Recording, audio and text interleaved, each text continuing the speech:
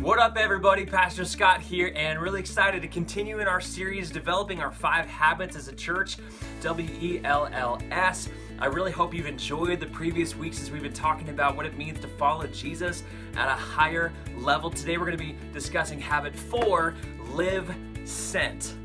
I'm really excited about this one because this really drives at the core of why we started this church in the first place. Let me give you a little context of why we started this church here in Nashua, New Hampshire. I don't know if you've heard this before, but the corridor between Manchester, New Hampshire and Boston is considered the second least religious area of the country. Stats continue to tell us that out of the total population, we're still looking at only 3 to 4% who attend an evangelical church. What all of these stats are telling us is that there are so many, the vast majority, who do not have a personal relationship with Jesus. There may be a whole bunch of people who are still attending religious services, but we do not believe in religion, we believe in a relationship with Jesus. And so it is our goal, it is our mission to help people know Jesus and join his rescue mission of connecting people with God, with each other, and with the great purpose that God wants to do in and through them in the world.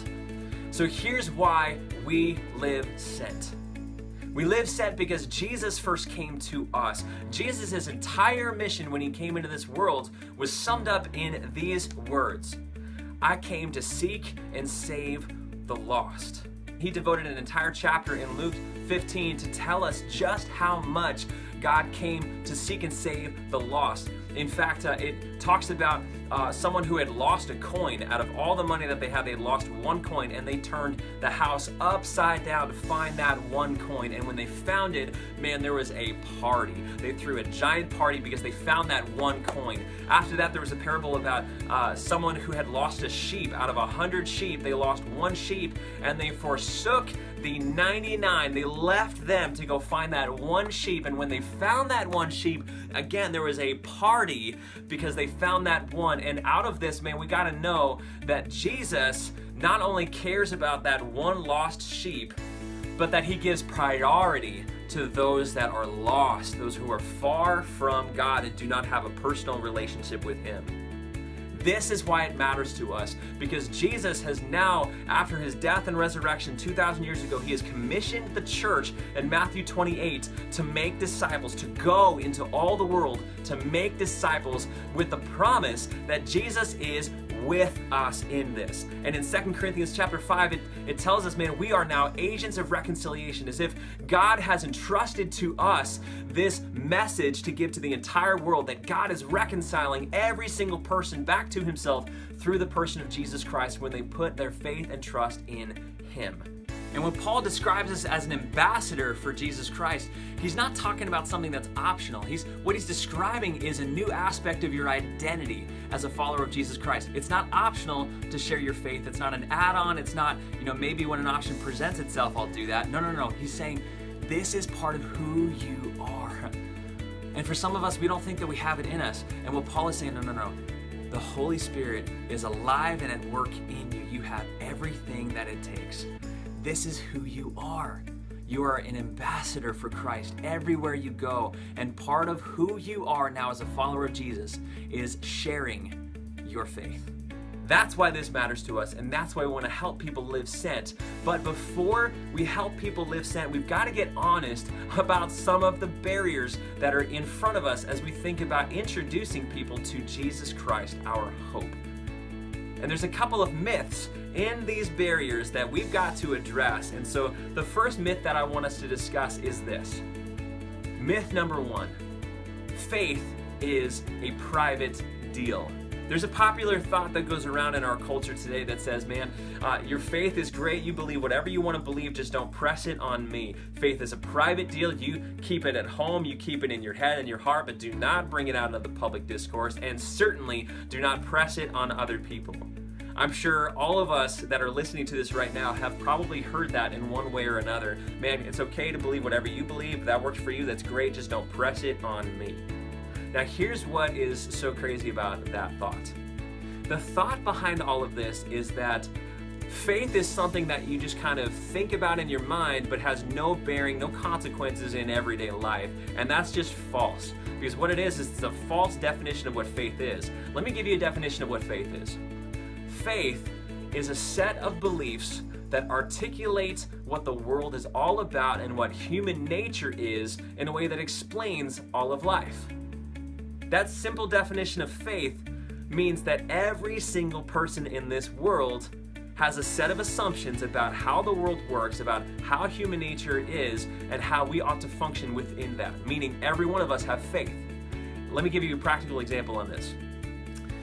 When you think about divorce laws in our country, a lot of people have said, man, just leave faith out of the political realm. But when political figures gather around to try to figure out how to set up divorce laws, it has everything to do with what you believe.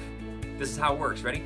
If you believe that marriage fundamentally is all about rearing children and creating a healthy society inside a family system, then you're going to make divorce really difficult, because divorce is taking away from that thing that you believe in most. Now, if you think that marriage is all about individual happiness and personal fulfillment, man, you're going to make divorce really easy. Why? Because, man, when marriage gets tough, and a divorce is really an out. It's a doorway for you to go pursue personal fulfillment. You see how that works?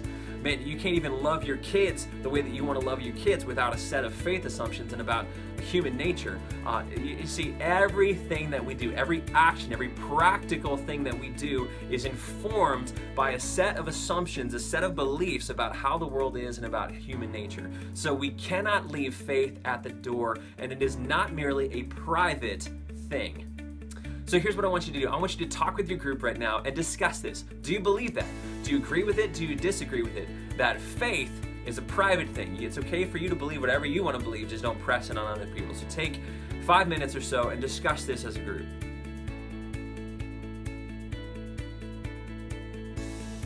Now, if we're honest, all of us just want to get along with other people too. I mean, we don't want to come across as arrogant or judgmental or bigoted in any way. And so a lot of us, even Christians, have fallen prey to this idea that faith is a private deal. Man, I'm just going to believe what I believe and you just believe whatever you believe. But here's the reality. If you're watching someone live their life in a way that is harmful, would it be loving to have them continue to go in that without any confrontation at all?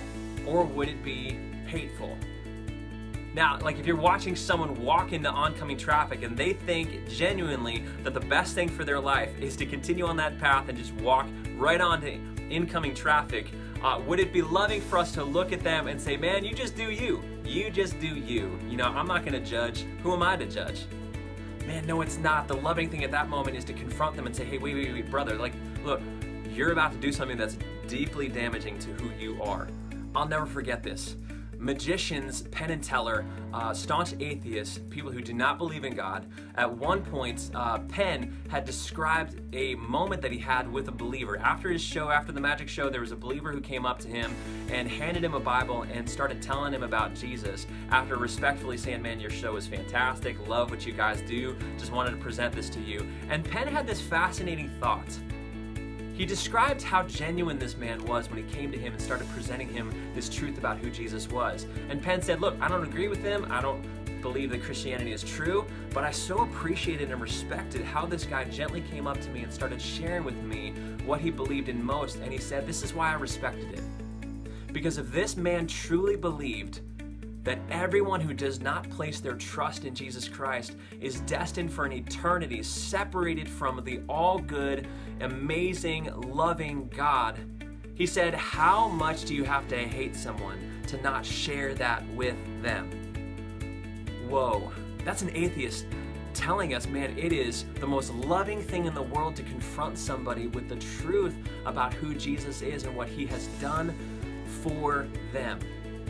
So the question for us is, what is holding us back from telling other people in our life, those who are close to us but far from God, about the life-changing hope of Jesus Christ, what he did for us in his life, death, and resurrection? How much do we have to hate people not to share that with them?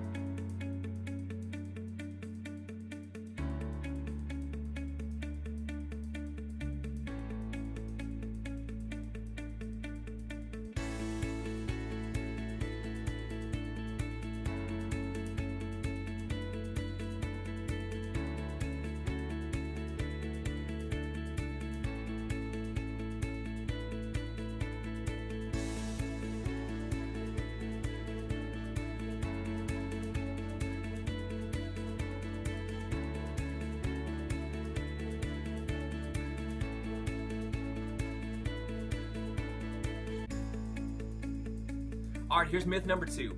I've heard some Christians quote a particular phrase that's often associated with a particular monk by the name of St. Francis of Assisi hundreds of years ago that goes something like this. Preach the gospel always, and only when necessary, use words. The thought there is that, man, we ought to live such good lives among other people that they just kind of catch the gospel by how we live. And so it doesn't matter what kind of words you share with other people. It all translates into how you live because people will watch your life. And look, there's truth to that. In 1 Peter it says, man, live such good lives among the pagans, those who do not believe in God, that they may see your good deeds and glorify your Father in heaven. So there is some truth to that, and for sure, our lives make a huge difference in authenticating the gospel. I mean, Jesus even said, they will know you by the fruit of your lives. But here's the danger in this. College that I went to, my alma mater, Gordon College, I had a friend who was a resident director who was telling me about a moment that he had with one of the students in his building. She was preparing to go on a missions trip to go serve in the Dominican Republic and set up a whole bunch of new homes for people in that area, and she was so excited. She said, man, we can't wait to tell people about Jesus and the love of God by serving them in this way. And so they went on this trip and they came back, and she was just pumped. She said that it went really well. We set up all these different housing things, and it was just awesome. And the resident director said, man, that's fantastic. Did you tell people about Jesus? And she said, well, we didn't use any words, but we shared the love of God through our actions. Here's what happened. They found out weeks later that that whole community was actually praising the local witch doctor because weeks earlier, the witch doctor had performed all sorts of little rituals on the ground that they set up these homes. And when the team came down to set up these homes, they thought it was the result of witch doctors, not the love of God pouring in and through the students. So here's the deal. We have to remember this, that when we are agents of reconciliation, sharing with people the good news about Jesus, the primary factor of good news is that the good news is a message. And messages are verbal.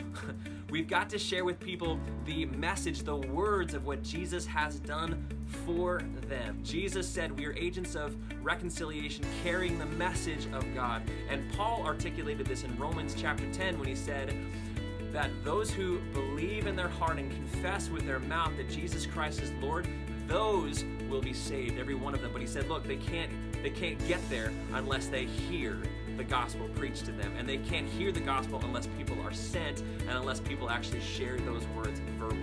Here's what I want you to do. I want you to take the next 10 minutes and talk with your group based on 1 Peter chapter 3, verse 15 and 16 about what does it mean to hold in tension this thought of living authentic lives of love, following Jesus in his actions, but also proclaiming the message of who Jesus is and what he has done for people in words.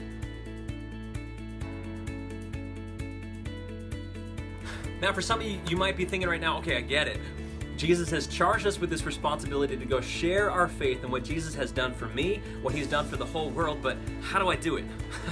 I mean, sharing my faith is awkward. I don't even know where to begin. When I think about telling people about this, I think, man, I've got to be some sort of a professional. I've got to have, everything worked out in my mind. I've got to have all the answers figured out. And I mean, if we're honest, that feels like we're climbing Mount Everest. How do I tell people about Jesus when I don't have it all figured out? And so here's what I want to do. I want to present to you a really simple pathway that's going to make it a lot simpler for you and a lot easier to do two things: to love people and to engage them in a relationship, so that out of that relationship you can start bit by bit to go on a journey of sharing your faith with them. And it's all summed up in a strategy that we call BLESS. B-L-E-S-S. Starts with, begin with prayer. Prayer is powerful. Jesus says that when 2 or 3 gather and they agree in anything in my name, he said, I'm going to give it to them. And so when we come to God in prayer and we agree on something, we believe that God's power is actually literally going to start working in other people's lives. So one, prayer is powerful. But the other thing that happens in prayer, when we start praying for people who are close to us but far from God, our heart for them enlarges. I'm telling you what, my neighbors that we started doing life with nearly 2 years ago, we had a meal with them, and from moment one when they found out that we were starting a church, it got awkward, okay? There was a barrier between us and them because they're thinking, all right, these folks are weird. what are they all about? And at that moment, man, I just committed, I'm gonna pray for them. I'm gonna start praying for them, and I'm gonna pray that God starts loving on them and building some bridges so that we can do life together. And the wild thing is that every time I prayed for them, my heart for them, my compassion for them, my care for them increased to the point where I really loved this family. Now, the wild thing is that God has done some amazing things in answering that prayer. Not only have they been to our church 3 times, they've gone from 0 church experience to now being Creasters, Christmas and Easter folks. But man, we have done so much together. We've shared so much life together. John and I have gone to the gym together. We've played indoor soccer together. We've done all sorts of game nights together. They have come to a lot of our block parties and Easter events. It's gotten to the point now where we're actually doing vacations together, and we've gotten so tight that talking about Jesus has now just become a natural flow of life. So begin with prayer. Who are those people that are close to you but far from God, and commit to praying for them on a daily basis, trusting that God is going to do something wild in their life. L is for listen. Now, Christians are really bad at this most of the time, but there is power in listening.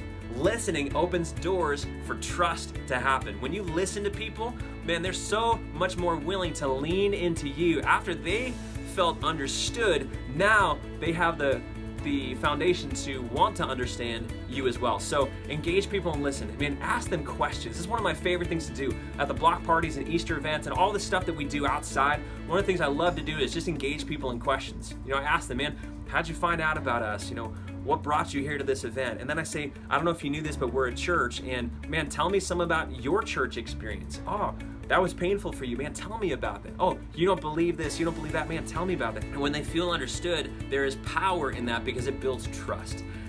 We validate where they are, and when we validate them, there's trust that gets built and a relationship, and man, all sorts of things are possible after that. So begin with prayer and listen. The third thing is eat.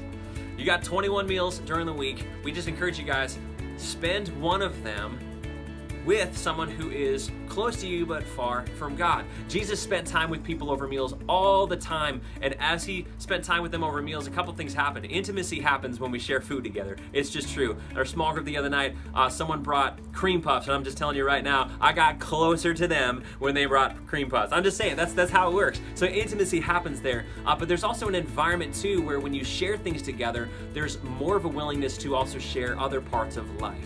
And when you share other parts of life and you build those relationships, values start coming up, hopes and dreams start coming up, fears and failures start coming up, and it's a fertile ground for us to also talk about our faith. So the first S is serve. Man, find creative ways to care for other people in their world. And I'm telling you, this opens up a ton of doors.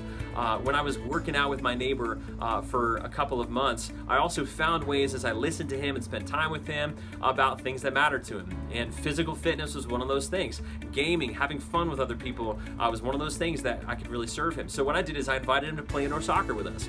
And just inviting him to be a part of something like that was a huge gift to him. And he felt like he was a part of a community and I loved it. He was there every time. I invited him to game nights and he loved being part of game nights. And it's gotten to the point now where as I've served him and cared for him, he has opened up so much that we can have all sorts of conversations. The last S is story. And here's where it gets just really simple and practical for you. We're not asking you to memorize the Bible in order to share your faith with other people. We're asking you to simply share what Jesus has done for you personally. Share your story. Share about some of the ways that Jesus has been super meaningful to you. You don't have to articulate the Trinity. You don't have to articulate, Genesis to Revelation. No, just talk to people about what Jesus has done for you. Naturally, as you get to know people and share life, values are going to pop up. And as they do, man, tell them why Jesus means the world to you. So share your story with them. And as you do, all sorts of doors of conversation are going to open up. So here's our blessed strategy, and we want you to just take the next few minutes as a group and talk about why you think this could be helpful and how you can encourage each other to engage this strategy in the days ahead. So that wraps up habit number 4, live sent. Man, we just believe that as you guys take that next step in blessing other people, whether this next week you just got to think about who are those people who are close to you but far from God and you just need to start praying for them, or whether you want to engage any of those other strategies, we believe that as you take that next step, God is going to do something miraculous in and through you in the lives of other people who are far from God but don't have to remain that way for long. We believe that God is going to change lives as we all engage this strategy together. Next week, we're going to talk about our last habit, habit number 5, which is this: sacrificially give. We believe that Jesus has given us everything that we have, and it is to be used for His purposes in this world as He is recreating everything. So that's what we're going to talk about next week. Until then, enjoy your reading plan. We'll see you next week.